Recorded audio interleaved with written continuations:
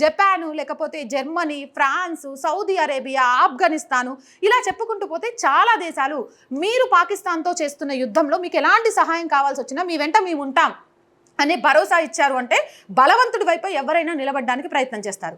మరి భారత్ వైపు నిలబడడానికి ప్రయత్నం చేస్తున్నారంటే భారత్ ఎదిగినట్టు కాదా?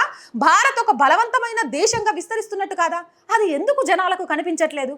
పొద్దస్తమానం భారత్ని విమర్శిస్తూ ఆ లోపాలున్నాయి, ఈ లోపాలే ఉన్నాయని చెప్పడమే కానీ మేరా భారత్ మహాన్, నా దేశం చూసి ఈరోజు ప్రపంచ దేశాలు సెల్యూట్ చేస్తున్నాయని చెప్పుకోలేకపోతున్నారంటే వాళ్ళ గురించి ఏం మాట్లాడాలో నాకు తెలియదు. అది పక్కన పెట్టేస్తే తర్వాత ఫ్రాన్స్ 7వ స్థానంలో ఉంది 3.2 ట్రిలియన్ డాలర్లతోటి. ఇటలీ 2.42 ట్రిలియన్ డాలర్లతో 8వ స్థానంలో ఉంది. కెనడా 2.22 ట్రిలియన్ డాలర్లతో 9వ స్థానంలో ఉంది. బ్రెజిల్ 2.12 ట్రిలియన్ డాలర్తో 10వ స్థానంలో ఉంది. ఏదేమైనా కానీ ఆర్థికంగా ఒక్కొక్క అడుగు ముందుకు వేస్తూ భారత్ 4వ స్థానానికి చేరుకుంది.